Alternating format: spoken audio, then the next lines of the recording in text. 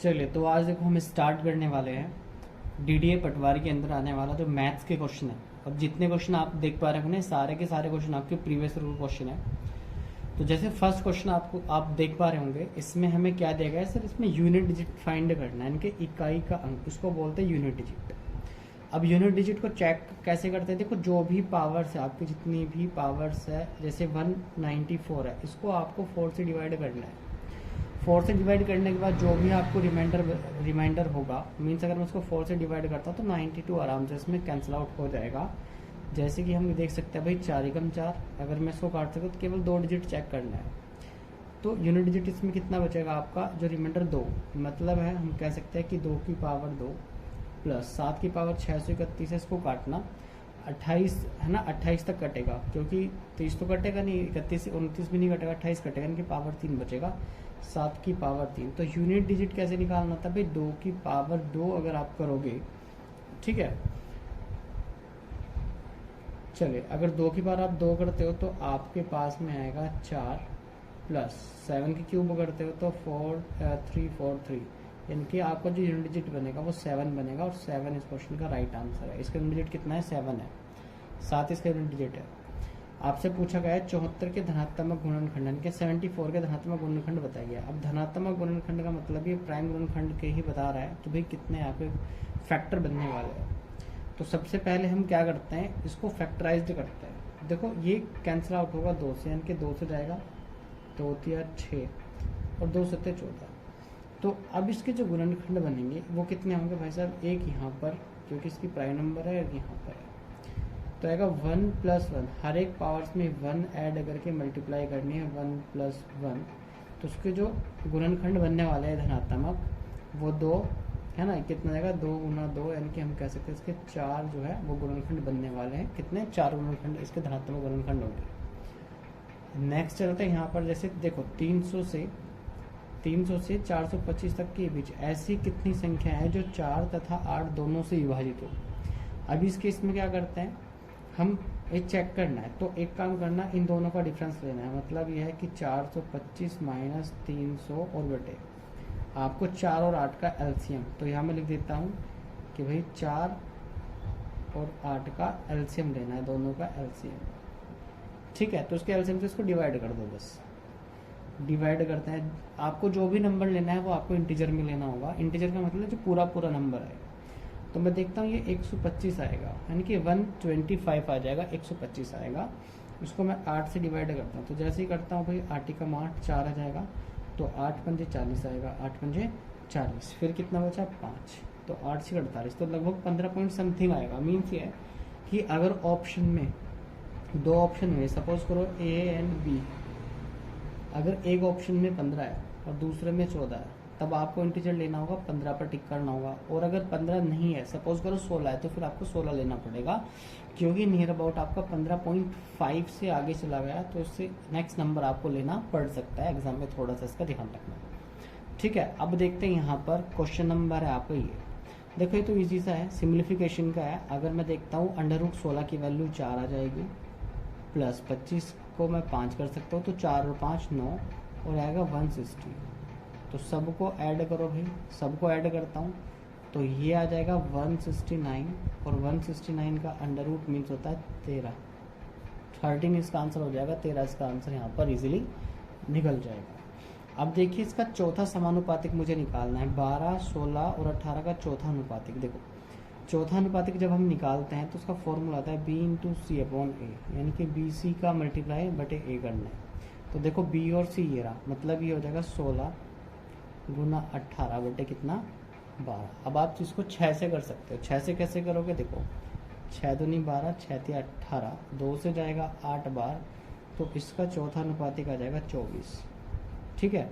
ऐसे अगर वो प्रथम अनुपात पूछता, फर्स्ट पूछ लेता, फर्स्ट तो नहीं पूछता कभी, सेकंड पूछता आपसे, तो सेकंड क्या होता है, B = √AC। ऐसे आपसे थर्ड प्रोपोर्शन कि तीसरा समानुपातिक पूछ लेता, तो आप इसमें फॉर्मूला लगाते हैं, आप अपना C = हो जाता है B²/A। तो ये थोड़ा ध्यान रखना है, प्रथम अनुपात है ना, जो है द्वितीय समानुपात, तृतीय समानुपात और चतुर्थ समानुपात, ये चौथा समानुपात निकालना, तो आंसर इसका यहाँ पर 24 आ जाएगा। चलो अब ये देखो यार, ये एक इम्पोर्टेंट क्वेश्चन आपका बनता है, इम्पोर्टेंट क्वेश्चन है, औसत का क्वेश्चन है किसी भी एग्जाम में, चाहे वो एसएससी का हो, पटवारी का हो, रेलवे हो, तो हर एक एग्जाम में ये आपको देखने को मिलेगा ही मिलेगा। तो उसका अपने आप में एक इम्पोर्टेंट रोल है। तो थोड़ा सा इस क्वेश्चन को हम क्या करेंगे, इसका क्वेश्चन का ध्यान रखना है आपको, ठीक है। चलो देखो इस क्वेश्चन को करना कैसे होगा, हम इसको थोड़ा सा ऊपर खिसका लेते हैं ना। चलिए तो देखो भाई कैसे आएगा इसका।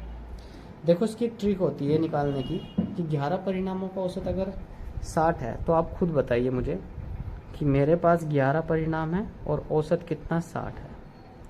इनमें से देखो पहले 6 परिणामों का औसत 59 है, पहले 6 परिणामों का औसत 68 है, तो पहले 6 का तो कितना आएगा 59 आ जाएगा, और अंतिम 6 का जो औसत है वो कितना है, वो देखो अंतिम 6 का औसत 62 है। तो जब भी वो पूछता है ना कि आपको छठा परिमाण बताना है या फिर आपको बीच वाला परिमाण बताना है, तो एक ट्रिक होती है, ट्रिक में क्या करना है, बस इतना सा आपको करना होता है कि देखो 60 तो औसत था ही हमारा, ठीक है। अब ये देखो यहाँ से यहाँ तक कितना कम है, तो हम कहेंगे सर 1 कम है, तो 1 माइनस कर दिया, और यहाँ से यहाँ देखो 60, इसी औसत में कितना ज़्यादा है, आप कहोगे सर 2 ज़्यादा है, तो +2 कर दिया। तो इस बॉक्स के अंदर ऐसे हम क्या करते हैं, डिफरेंस चेक करके रख देते हैं, अगर कम है तो माइनस में, ज़्यादा है तो प्लस में।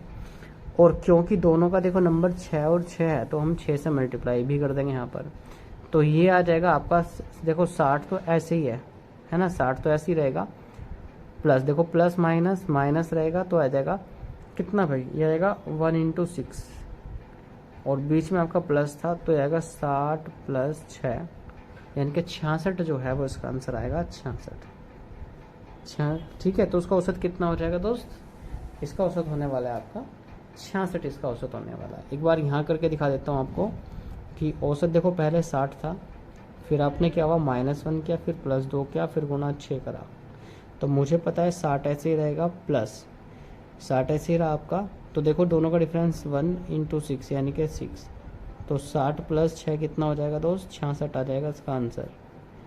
ठीक है, आई होप जो है आप इन क्वेश्चनों को समझ पाए होंगे, प्रीवियस ईयर क्वेश्चन है पटवारी के।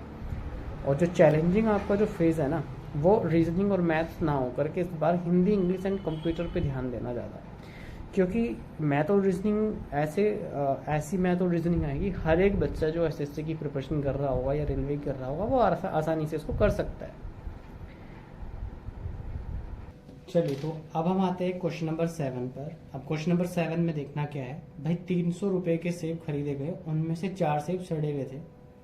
ठीक है, देखो यहाँ पर 300 रुपए के तो सेब खरीदे, उनमें से 4 सेब सड़े हुए निकले, और शेष को 50 रुपए प्रति दर्जन के हिसाब से बेच दिया गया। तो आप एक बात बताइए कि भाई 300 रुपए के उसने सेब, सपोज कर उसने 100 सेब खरीदे होंगे, ठीक है, और 4 सेब उसमें से सड़े हुए निकल गए, तो मैं कह सकता हूँ कि जो 96 सेब मेरे पास है, जो बचे हुए 96 सेब है, क्योंकि अगर 100 में से 4 सेब खराब है या सड़े हुए निकल गए हैं, तो उसका मतलब क्या कि 96 सेब को कितने में खरीदा उसने, अब उसने 300 रुपये में खरीदा होगा।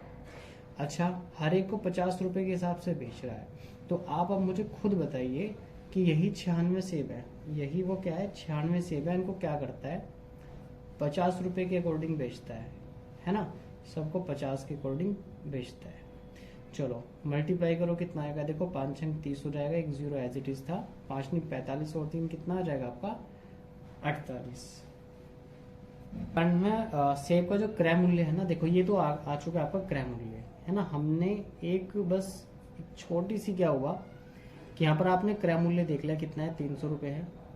अब आप एक बात बताओ, 96 सेब है, 96 सेब में कितने दर्जन, हम कहेंगे सर 8 दर्जन, तो टोटल का मल्टीप्लाई करके जो पे है उसको 8 से भाग भी कर देना, या एक काम करते हैं इसको कट करो, यहीं से 8 से भाग कर, है ना, क्या करो आप इसमें 96 में से कितने दर्जन है, 8 से भाग, है ना, 12 से भाग कर देना, तो दर्जन निकल जाए, कितने दर्जन, 8 दर्जन आपने सेब खरीदा, और सबको क्या करा, शेष 50 रुपये पर दर्जन, यानी कि एक दर्जन को 50 पर, तो 8, है ना, 8 दर्जन को कितने रुपए में बेच देगा, तो हम कहेंगे 8 × 40 यानी कि 400 रुपये में उसने बेच दिया। मतलब यही है, अगर उसका क्रय मूल्य है तो ये उसका विक्रय मूल्य है, ये उसका विक्रय मूल्य है। और अगर विक्रय मूल्य क्रय मूल्य, तो लाभ कितना हुआ, तो लाभ हुआ कितना विक्रय मूल्य है 400 माइनस 300 रुपये इसका क्रय मूल्य था, तो हम कह सकते हैं 100 रुपये उसका लाभ है। ठीक है, एक बार क्वेश्चन को और देख लेना कैसे समझे कि भाई 300 रुपये के सेब खरीदे, मान लिया आपने 100 सेब खरीदे तो उसमें 4 सेब सड़े हुए निकल गए, तो 96 सेब, और 96 सेब जो है 300 रुपये में खरीदे गए। बट मैंने देखा कि यार 96 सेब में 8 दर्जन है, इस लाइन को कट कर देना, 96 सेब में क्या है 8 दर्जन है ना, क्योंकि 12 से भाग करेंगे तो 8 दर्जन हो गया। अब प्रत्येक दर्जन को किस में 50 रुपए के हिसाब से बेचा, तो 8 दर्जन को 400 के हिसाब से बेच दिया, तो 400 रुपए में बेचा, 300 रुपए में खरीदा था, 100 रुपए का उसको प्रॉफिट हो गया। अब ये क्वेश्चन ना मोस्ट इंपोर्टेंट बनते हैं आपके, है ना, ऐसे ही टाइम एंड वर्क के भी। अब थोड़ा सा ये क्वेश्चन को हम यहाँ पर लेंगे और इस क्वेश्चन को थोड़ा सा देखना, ये इंपॉर्टेंट क्वेश्चन है, क्योंकि ये ऐसे क्वेश्चन है ना यार जो पटवारी आपसे पूछे जा रहे हैं, वो हर एक एग्जाम में पूछा जाएगा। देखो जैसे कि किसी कार्य को ए 10 दिन में कर सकता है और उसी कार्य को जो बी है ना वो 20 दिन में कर सकता है, वो 20 दिन में कर सकता है, ए 10 दिन में कर रहा है, दोनों साथ साथ मिलकर काम करते हैं, परंतु 5 दिन के बाद ए काम छोड़ देता है, यानी कि 5 दिन तक के तो दोनों ने काम किया ही किया।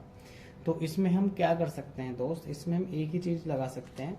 देखो जो कंपटीशन की तैयारी कर रहा होगा उसको पता होगा कि कौन सी ट्रिक कहाँ पर लगेगी।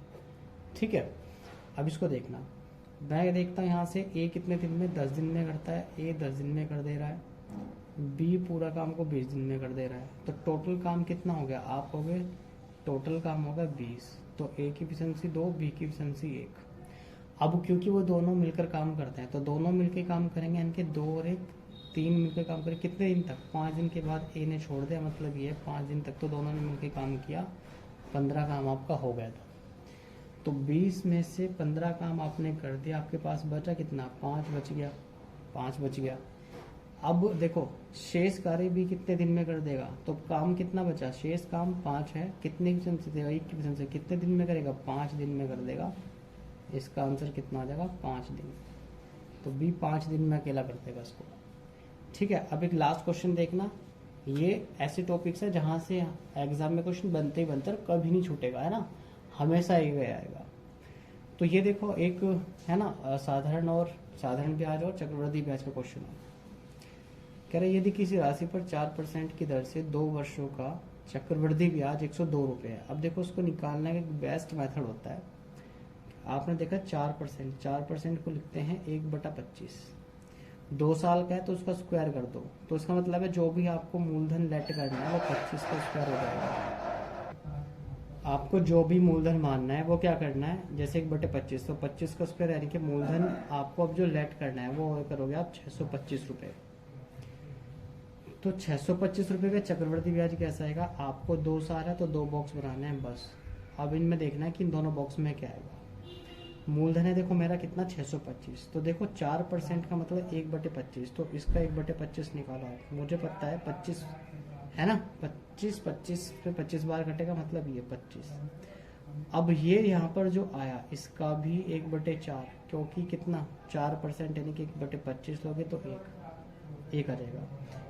तो असल में जो निकलता है वो आपका चक्रवृद्धि ब्याज आता है, ये 2 से मल्टीप्लाई करता है क्योंकि 2 साल है, पहले 2 और फिर 1। ठीक है, तो चक्रवृद्धि ब्याज कितना है, एक्चुअल में 25 दूनी 50 प्लस 1 यानी कि 51 रुपये आपका चक्रवृद्धि ब्याज है, रेशो में 51 रुपये है, एक्चुअल में कितना दिया है 102 रुपये, तो 51 रेशो की वैल्यू 102 है, तो 1 रेशो की वैल्यू कितनी हो जाएगी, 2 हो जाएगी। आपसे पूछा गया है कि भाई बताइए 2 साल का साधारण ब्याज कितना होगा, तो आप एक बात बताओ, मूलधन क्या लिया था हमने लिया था 625, तो एक्चुअल में जो मूलधन हमारा होगा, ठीक है, जो मूलधन आएगा वो आएगा 625 को गुना 2 से कर देना, क्योंकि यही तो हमारा क्या था, 1 रेशियो की वैल्यू 2 है, 625 की वैल्यू 1250। ठीक है, अब क्या करना है, सेम दर पर साधारण ब्याज आपको निकालना है, तो भाई कितना 1250 रुपये आपका मूलधन है, 1250 रुपये पे ब्याज निकालना है, तो कितना लगेगा P इंटू आर कितना है 4 इंटू 2/100। ठीक है जी, चलो तो सबको कैंसिल आउट करो भाई, कैसे कैंसिल आउट करोगे या वैसे भी निकाल सकते थे आप कि यार 625 रुपये पे आपको साधारण ब्याज निकालना है। ठीक है, तो देखो 1 0 से 1 0, 5 से काटता हूँ तो 2 बार जाएगा और ये 2 से 2 बार चला जाएगा, 5 से इसको जब काटा तो 25 बार, तो 25 के कितना आ जाएगा दोस्त, 100 आ जाएगा। यानी कि आपका जो साधारण ब्याज है वो 100 रुपये है 2 साल में। ठीक है, कितना है आपका, 100 रुपये आ जाएगा साधारण ब्याज, 1 साल में 100 रुपये है।